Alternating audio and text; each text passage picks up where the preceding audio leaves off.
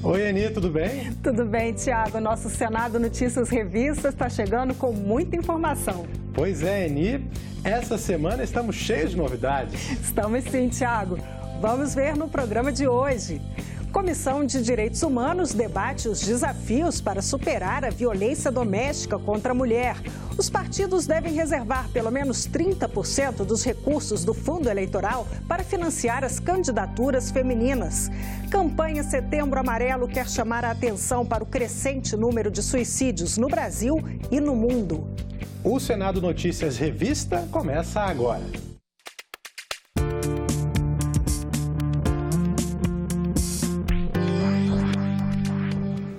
A Lei Maria da Penha está completando 12 anos. Ela foi sancionada em agosto e entrou em vigor em setembro de 2006.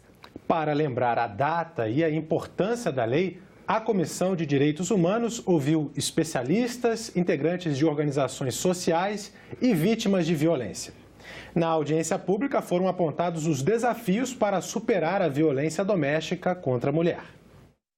A lei foi criada após anos de luta da farmacêutica Maria da Penha Maia Fernandes contra as agressões de seu então marido. Depois de levar um tiro que a deixou paraplégica e de quase ter sido eletrocutada, ela deu início a uma batalha na justiça. O caso resultou na aprovação da Lei 11.340, que leva o seu nome. Os participantes do debate defenderam a punição rigorosa dos agressores e também medidas para ajudar na prevenção da violência contra a mulher. A violência contra a mulher não é algo natural, o feminicídio não é algo natural, tem que ser punido criminalmente, mas também tem que ser prevenido. Para a subprocuradora, a prevenção à violência contra as mulheres deve começar pela educação nas escolas. A primeira delas é a educação nas escolas com viés de construção de igualdade de gênero. Isso começa na escola e da escola passa, claro, para casa, para a família, aonde as meninas sejam considerados sujeitos de direito e não coisas. E o combate à violência psicológica foi apontado como um primeiro passo para o combate à violência física contra a mulher. A violência física é só a gota d'água, né? Então, a violência psicológica é muito importante. O que é a violência psicológica? É o discurso de menos-valia da mulher, que ela escuta diariamente, e ele às vezes é silencioso porque ele é um discurso diário de que ela não tem competência para assumir um cargo, né, de que ela não sabe dirigir, de que ela não cuidou adequadamente do filho porque ela trabalhou, porque ela está trabalhando e não está cuidando do filho, mistura, né, toda a cultura do machismo dentro do ambiente doméstico. Para atender as mulheres vítimas de violência, o Estado tem que estar preparado. Coisa muito importante quando da implementação da Lei Maria da Penha é a formação de núcleos onde todos tenham especialidade. Os promotores e as promotoras sejam especializados, os delegados e as delegadas sejam especializados, defensores e defensoras, a equipe psicológica que vai acolher aquela mulher, que os estados e as cidades tenham abrigos. Mas a falta de informações sistematizadas ainda é um problema para a implantação de ações de prevenção e combate à violência contra a mulher. Com a falta de algumas informações, a gente acaba tendo importantes lacunas, né? E um grande desafio a ser enfrentado.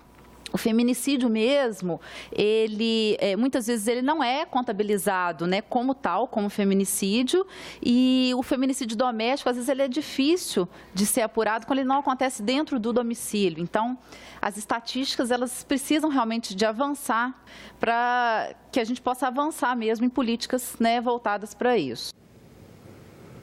Nós, mulheres, somos a maioria da população, Tiago, mas não temos a mesma representatividade na política.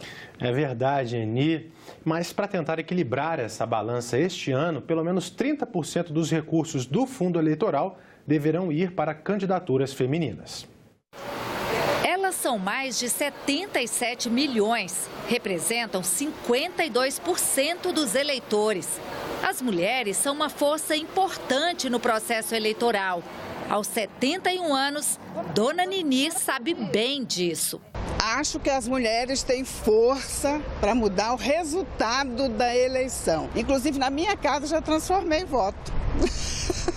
Mas, apesar disso, ainda são poucas as que conseguem exercer o direito não só de votar, mas de serem votadas.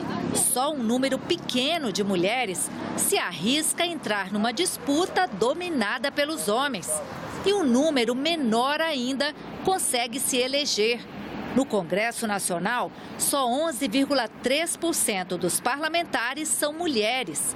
E o que explica isso?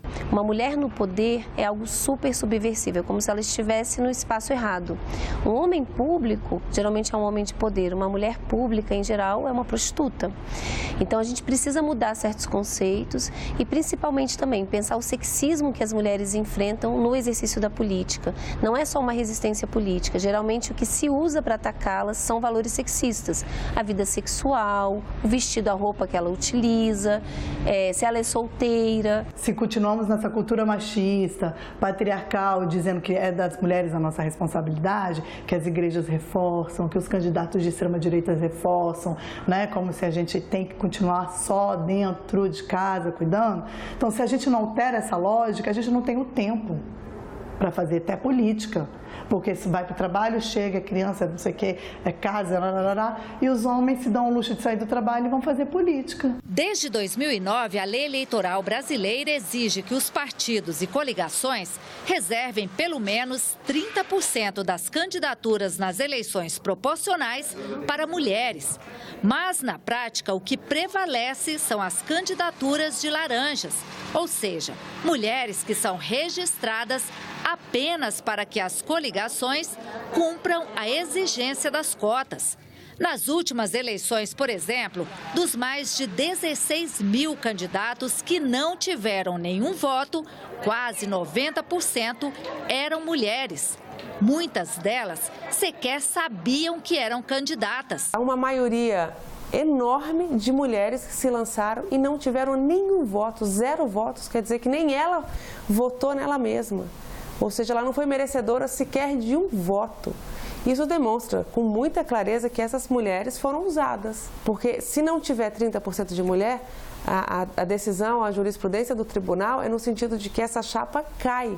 Ou seja, o partido não terá nenhum candidato. De acordo com uma decisão do Tribunal Superior Eleitoral, nas eleições deste ano, além de cotas para candidaturas, os partidos deverão reservar pelo menos 30% dos recursos do fundo eleitoral para financiar candidaturas femininas. O mesmo percentual deve ser considerado em relação à propaganda de rádio e TV.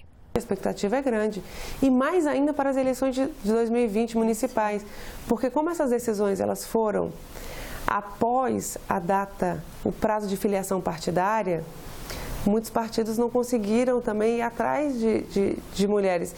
E muitas mulheres que poderiam se lançar desiludidas com a política, porque sabedoras de que não tinham dinheiro, desistiram da vida política.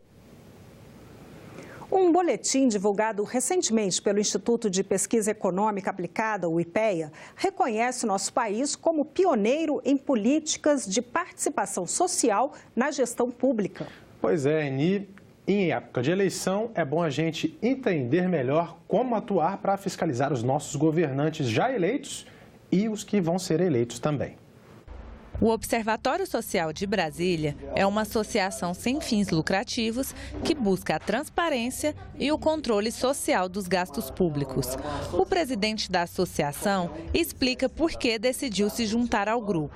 Todos juntos somos mais fortes e nós podemos, então, fazer uma cobrança ao governo, não só do GDF, mas todos os poderes, né? A Câmara Legislativa, Tribunais de Contas, Justiça. Assim como o Observatório Social de Brasília, existem outras formas e espaços de participação para os cidadãos levarem ao governo suas necessidades em políticas públicas. O orçamento participativo, os conselhos de políticas públicas, as conferências nacionais, mas temos formas também que são mais abrangentes. É o caso, por exemplo, das consultas públicas, das audiências públicas e das conferências nacionais. Apesar do Brasil ser pioneiro em instituições de participação popular, com destaque para o Orçamento Participativo de Porto Alegre, criado em 1989, o país vive um momento de paralisia, de acordo com o boletim divulgado pelo IPEA.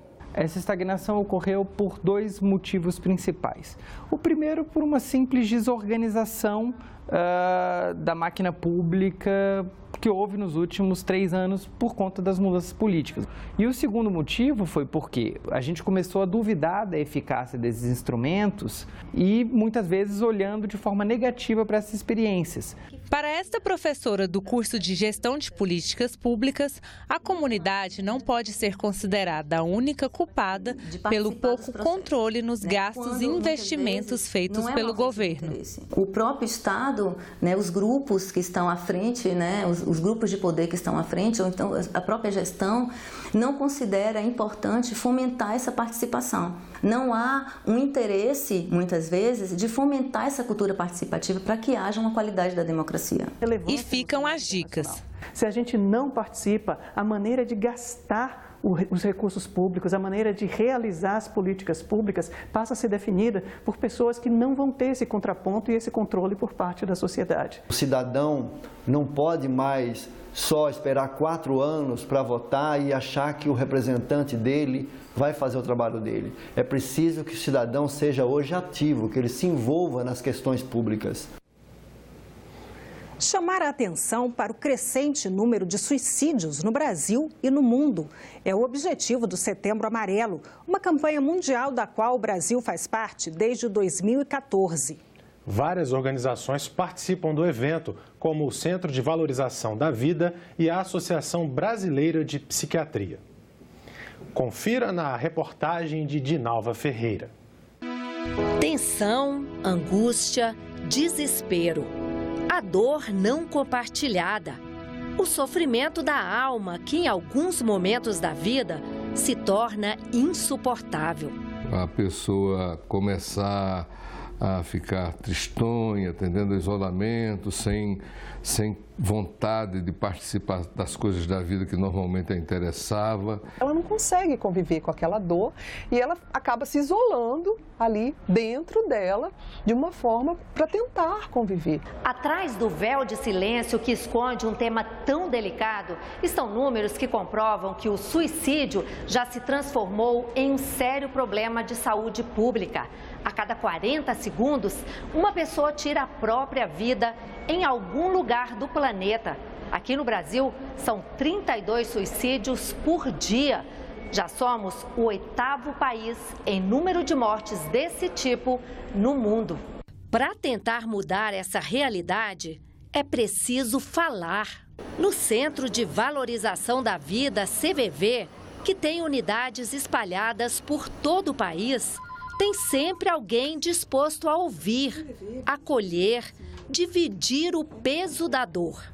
No momento que você vai falando, você vai reordenando o seu pensamento, compreendendo melhor o que está se passando dentro de você. Tanto que às vezes acontece da pessoa falar que quer se matar e aí quando você faz isso, então assim, a angústia para você está tão forte que você pensa em se matar.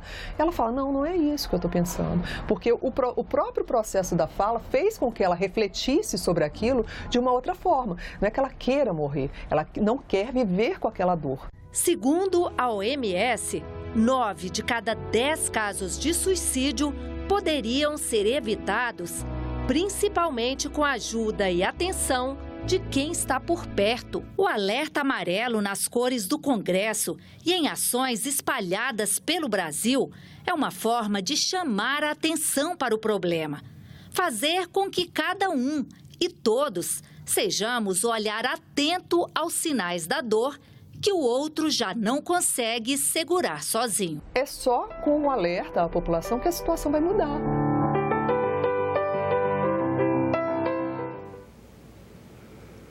Uma nova plataforma para estudo dos usos da terra no Brasil e a celebração essa semana do Dia do Cerrado.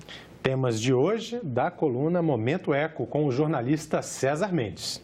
Hoje nós vamos falar de um trabalho fantástico realizado por uma equipe multidisciplinar de especialistas e que já está disponível para qualquer interessado. Estamos falando da plataforma Map Biomas, o mais completo levantamento do uso da terra já feito em nosso país. A plataforma faz essa investigação entre os anos de 1985 e 2018, com uma resolução de 30 metros. E nos ajuda a entender por que o nosso país perdeu 71 milhões de hectares de florestas nos últimos 30 anos, ao mesmo tempo em que a área ocupada pela agricultura triplicou de tamanho e o território ocupado pela pecuária aumentou 43%. Para cobrir o território brasileiro, que tem mais de 8,5 milhões de quilômetros quadrados, são necessárias 380 imagens do satélite Landsat. Cada uma delas corresponde a uma área de 185 por 185 quilômetros. Ao longo do ano, são tiradas dezenas de imagens disponíveis para o local que está sendo analisado. Elas são compostas por milhões de pixels, cada um deles representando uma área de 30 por 30 metros. Para ter a melhor resolução, sem distorções ou presença de nuvens, os programadores do Map Biomas aplicam ferramentas do Google Earth Engine para fazer a limpeza e selecionar os melhores pixels para o período desejado. Depois, os pixels selecionados são organizados em um mosaico, que representa a cobertura do solo daquela região naquele período. Cada pixel carrega quase 30 atributos diferentes que poderão ser utilizados posteriormente na classificação dos tipos de cobertura e uso do solo. Hoje nós queremos dar destaque também ao Dia do Cerrado, celebrado na última terça-feira, dia 11 de setembro, e chamar a atenção de todos para a importância da preservação desse bioma, que ocupa 1/4 do nosso território e já perdeu metade da sua cobertura vegetal. Berço das águas, no coração do Brasil, o Cerrado abriga mais de 11 mil espécies de plantas e 2.500 espécies de animais. Mas, segundo os especialistas, se o ritmo de destruição for mantido, a savana mais rica do planeta estará completamente destruída em 40 anos. Esse foi o Momento Eco. A gente volta na semana que vem com mais informações sobre preservação do meio ambiente e desenvolvimento sustentável. Até lá! Tiago, vamos conferir o que aconteceu no Senado durante a semana? Vamos sim, e a Agência Senado noticiou tudo o que rolou de importante por aqui. Vamos conferir agora no nosso Giro de Notícias. Na segunda-feira, um dos principais destaques era para o requerimento apresentado pelo senador Cristóvão Buarque para a criação de uma comissão parlamentar de inquérito para investigar a situação dos museus brasileiros. No início do mês, um incêndio destruiu quase todo o acervo do Museu Nacional no Rio de Janeiro. A instituição é administrada pela Universidade Federal do Rio de Janeiro. Na terça-feira, um dos destaques da página da Agência Senado era para o projeto que converte multa de trânsito em advertência escrita. Pela proposta, a multa aplicada por infração de natureza leve ou média será convertida em advertência por escrito sempre que o condutor não houver cometido nenhuma outra infração nos últimos 12 meses. O texto aguarda a sugestão de emendas na Comissão de Constituição e Justiça. Na quarta-feira, a capa da Agência Senado mostrou que, depois de conseguir 27 assinaturas, a senadora Lídice da Mata apresentou o requerimento para a criação da CPI dos planos de saúde. Os constantes reajustes dos planos de saúde têm sido motivo de protestos de vários consumidores. A ideia é que a CPI seja instalada já no início de outubro, logo após o primeiro turno das eleições. Já na quinta-feira, um dos destaques da página da Agência Senado foi para o projeto que regulamenta o direito de greve dos servidores públicos. As entidades sindicais ou os servidores, durante a greve em serviços públicos ou atividades estatais essenciais, ficam obrigados a manter em atividade o percentual mínimo de 60% dos funcionários, como forma de assegurar a continuidade na prestação dos serviços. A proposta será analisada em caráter terminativo na Comissão de Constituição e Justiça. E para quem gosta de acompanhar as notícias pela internet, chegou a hora de conferir o que rolou nas redes sociais do Senado. Eu vim contar para vocês o que está rolando nas redes sociais nos últimos dias. Para começo de conversa, dinheiro no bolso. O governo mandou para o Congresso o orçamento de 2019 com previsão do salário mínimo acima de R$1.000. É a primeira vez que isso acontece no Plano Real. Mais de 300 mil pessoas acompanharam o post pelo Facebook. No Instagram, o que lacrou foi essa nova lei que obriga as escolas a treinar os funcionários em atendimento de primeiros socorros. O menino engasga, se machuca, se afoga e tem sempre alguém ao lado sabendo o que fazer. A Lei Lucas entrou no Stories e foi vista por 42 mil pessoas. No Twitter, o texto mais visto foi aquele da pena aumentada para os corruptos. Dizia assim: os réus condenados por corrupção ativa ou passiva poderão ser obrigados a pagar uma multa de 3 vezes o valor do prejuízo aos cofres públicos. Aí eu quero ver. E no YouTube da TV Senado, esse episódio, A Família Real Vem Morar no Brasil, foi visto por mais de 26 mil pessoas. Essa série Histórias do Brasil é genial. Se você tem filho, sobrinho, se você é professor, mostra lá na sua sala de aula. Vale muito a pena assistir. Eu continuo aqui monitorando as redes sociais e espero a sua participação com curtidas e comentários. Compartilhe aí meu vídeo com o pessoal e continue seguindo a gente pelo Instagram, Twitter, Facebook e YouTube. Até mais! A lei da ficha limpa, em vigor desde 2010, surgiu de uma iniciativa popular que reuniu mais de 1.600.000 assinaturas em apoio ao projeto. E desde que foi sancionada, tem barrado as candidaturas de pessoas que tenham condenações em segunda instância. Mas existe uma brecha que pode permitir essa participação. A campanha eleitoral começou. Os brasileiros já estão sendo bombardeados de informações nas ruas, na TV, rádio e internet. Os candidatos disputam espaço e defendem suas propostas. Mas, na opinião do eleitor, tem um requisito que é unanimidade para quem está na disputa. Honestidade, né? Que não está tendo hoje de nenhum candidato. Honestidade, né? O Brasil falta honestidade. E foi da necessidade de aumentar o quadro de políticos honestos que nasceu a Lei da Ficha Limpa. Criada em 2010, de um projeto de iniciativa popular, reuniu mais de 1,5 milhão de assinaturas.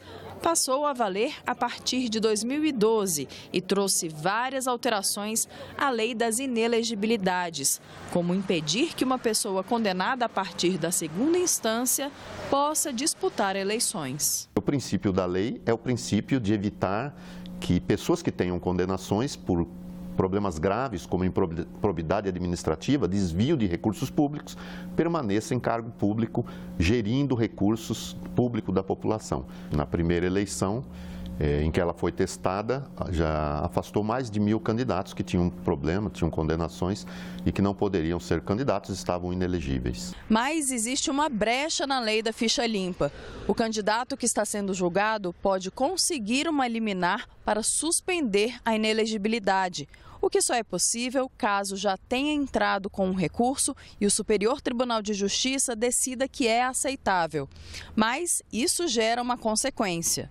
Quando ele pede essa liminar para ele poder ser candidato, ele dispara um gatilho de que o processo se torna um processo com tramitação de urgência, com celeridade. Então, isso provoca que aquele processo terá uma tramitação rápida e ele pode vir a ter o julgamento desse processo no Tribunal Superior com muito mais rapidez. E aí ele pode ter uma condenação que será definitiva. Então, quando ele faz esse pedido, ele tem que ter muita certeza de que ele vai ter um bom resultado. O Tribunal Superior Eleitoral tem até o dia 17 de setembro para concluir o julgamento dos registros das candidaturas. Mas, para o especialista em direito eleitoral, a análise dos processos deste ano deve ser ainda mais demorada. O prazo mudou de 3 para apenas 1 mês e meio. O prazo foi muito apertado e já aconteciam atrasos antes. Então, a tendência hoje é que os atrasos sejam ainda maiores. Não que sejam 3 anos, mas nada disso, mas que esse prazo de alguns registros mais complicados demorem 1 ano, 1 ano e meio, 2 anos para serem resolvidos, com certeza isso vai acontecer. E este foi o Senado Notícias Revista. Você pode rever as reportagens desta edição na nossa página na internet, senado.leg.br/tv. Muito obrigada pela companhia. Continue sintonizado aqui na TV Senado. Tchau.